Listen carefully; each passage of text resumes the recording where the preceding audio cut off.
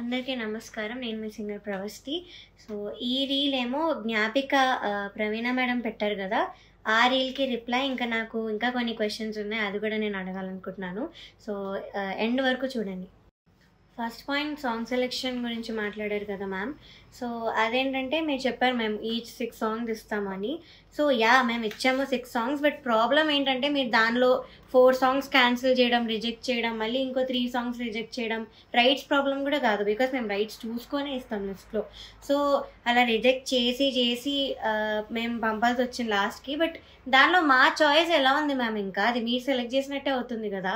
మేము అన్ని సాంగ్స్ పంపించినా మీరు రిజెక్ట్ చేసి మేము మళ్ళీ దానిలో ఇంకో 3 సాంగ్స్, ఇంకో 4 సాంగ్స్ అని ఇస్తూ ఉంటే మీ దానిలో నేను సెలెక్ట్ చేస్తే how is it or choice?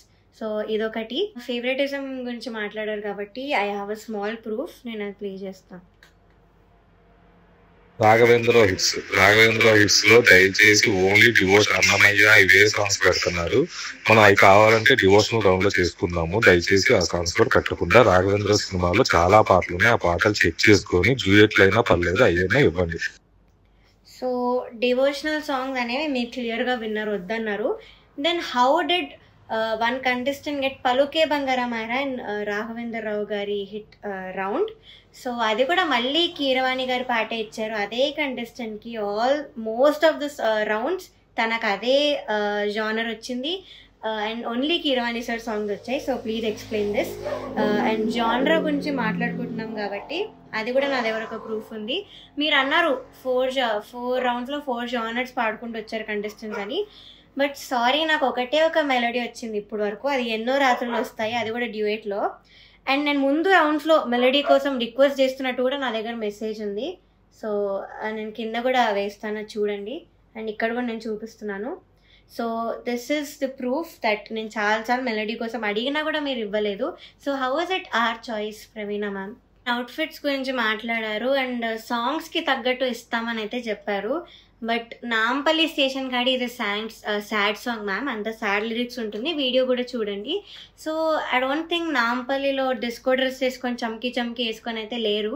So కనీసం వీడియోలో ఉన్నట్టు కాకపోయినా కనీసం ఒక క్లాసీ అవుట్ఫిట్ ఇవ్వచ్చు, కానీ అలా ఇవ్వలేదు. అండ్ ఫోటోకి రియాలిటీకి చాలా తేడా ఉంది నాంపల్లి స్టేషన్ కాడి డ్రెస్.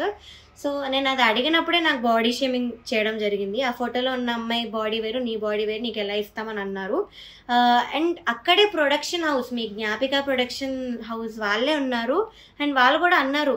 సో ఆ పాయింట్ మీ వరకు వస్తుంది అని తెలిసే నేను మీ వరకు రాలేదు, ఇదొకటి. అండ్ ఆ డ్రెస్ వేసుకొని నేను మీ దగ్గరకు వచ్చాను కూడా, అన్కంఫర్టబుల్ ఉండింది కాబట్టి. ఆ చమ్కి గుచ్చుకోవడం, ఇక్కడంతా సెక్విన్స్, ఇంకా బెల్ట్ ఇలా టైట్గా ఉండడం. సో సాంగ్కి కూడా సూట్ అవ్వదు మ్యామ్ అని మీ దగ్గరకు వచ్చాను, అని మీ మనస్సాక్షికి తెలుసు. సో వస్తే మీరు లేదు చాలా బాగుంది, అలా ఏం కనిపించలేదే, కెమెరాలో బాగుంటుంది అన్నారు, కానీ నాకు అన్కంఫర్టబుల్ ఉంది అన్న మాట అయితే మీరు పట్టించుకోలేదు. సో అది. అండ్ లాలూ దర్వాజా లస్కర్. సో ఈ సారీ మ్యామ్ 5 times వేయించారు, 5 times ఇప్పించారు. కట్ చేస్తూ వచ్చారు పెద్ద లెంత్ సారీ అని. సో అది చేస్తూ నేను మళ్ళీ రిహార్సల్ చేసుకొని వచ్చి it was very very exhausting. So అదొకటి. అండ్ ఇక్కడ ఇంత గ్యాప్ కనిపిస్తుంది ఆ సారీలో, ఈ ఫోటోలో అంత తెలియట్లే కానీ ఇంకా గ్యాప్ ఉండింది స్కిన్ కనిపిస్తూ. And I was very conscious, నాకు నచ్చదని కూడా చెప్పాను, చాలా అన్కంఫర్టబుల్ ఉందని చెప్పాను. అండ్ ఇలా టైట్గా కట్టి ఇక్కడ పిన్ పెట్టారు పక్కన, అది కూడా చెప్పాను అన్కంఫర్టబుల్ ఉందని, కానీ ఎవ్వరూ వినలేదు.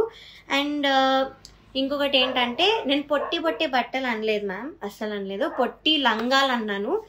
అది మీరు ప్రతి ఎపిసోడ్ ఎన్నిసార్లు చెప్పినా కూడా పొట్టిగానే కుడుతూ వచ్చారు.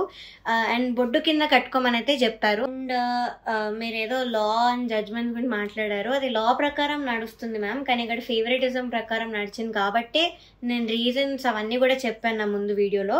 సో అది. ఇంకా మీరు ఒక స్కెడ్యూల్లో క్లాసికల్ రౌండ్కి ఇంకా కాలేజ్ రౌండ్ అని ఒక రౌండ్ పెట్టి వాటికి మార్క్స్ కంపేర్ చేశారు. అది మీకు ఎంతవరకు కరెక్ట్ అనిపిస్తుందో నాకు తెలీదు, కానీ క్లాసికల్ డిఫికల్టీ లెవెల్లో చాలా హార్డ్ ఉంటుంది. అండ్ మేము పాడిన పాటలు అన్నీ కూడా టఫ్ సాంగ్స్ ఆ లెవెల్లో. సో దానికి కాలేజ్ రౌండ్కి అసలు మీరు కంపేర్ చెయ్యలేరు. దాని మార్క్స్ బేస్ చేసుకొని అయితే ఎలిమినేట్ కూడా చేయలేరు, కానీ నన్ను అప్పుడే చేశారు. సో అదొకటి. అండ్ మీరు ఏదో అన్నారు వాళ్ళు రెడీ అన్నాకే మేము షూటింగ్ చేస్తామని. మీరు ఎప్పుడు మమ్మల్ని వచ్చి మీరు రెడీయా అని మా కన్సర్న్ తీసుకొని అయితే షూటింగ్ పెట్టలేదు మ్యామ్. మీరే ఒక డేట్ ఇచ్చి మమ్మల్ని ఈలోపు మీరు నేర్చుకోవాలి అని మీరే పెట్టారు. అది కూడా లాస్ట్ షెడ్యూల్ అయితే చాలా చాలా ఇబ్బంది పెట్టారు మీరు. ఆ మెసేజెస్ కంటెస్టెంట్స్ నాకు పెట్టిన మెసేజెస్ కూడా నేను బయట పెట్టాను ప్రూఫ్గా. సో అది సో ఇవన్నీ చేశారు మ్యామ్. అండ్ అగ్రిమెంట్లో నువ్వు ఈ పాయింట్ చదివితే బాగుండేది ప్రవస్తి అని చెప్పారు మ్యామ్. సో చదివాను మ్యామ్, నేను చదివాను. కానీ మాకు మీరు ఇంకో ఆప్షన్ ఇవ్వలేదు. మీరేమైనా ఆప్షన్ ఇచ్చారా? లైక్ అగ్రిమెంట్ కొన్ని రోజులు ఆగి సైన్ చేయండి, మేము మీకు టైం ఇస్తామని మీరేమైనా ఇచ్చారా? So we had no choice, మాకు ఇంకా సైన్ చేయాల్సి వచ్చింది. సో నేను అలా సైన్ చేశాను. As I said I wanted to quit, కానీ ఈ సైన్ చేయడం ఒక్కదాని వల్లే నేను ఆగాను. సో యా, నేను చూశాను మ్యామ్. చూసే నేను ఇప్పుడు కూడా మాట్లాడుతున్నాను. దీనికి ఆన్సర్స్ ఇవ్వండి మ్యామ్, బికాజ్ నేను అన్ని క్లియర్గా చెప్పాను. ఆ రౌండ్స్ గురించి మాట్లాడాను, నేను పెట్టిన మెసేజ్ కూడా చూపించాను, మీ జ్ఞాపిక ప్రొడక్షన్ వాళ్ళు పెట్టిన వాయిస్ మెసేజ్ కూడా వినిపించాను. సో ఫేవరెటిజం జరగలేదు అంటే మరి ఆ వాయిస్ మెసేజ్ ఏంటో మరి ఒకసారి విని నాకు రిప్లై ఇవ్వండి ma'am. I will be waiting. Thank you so much.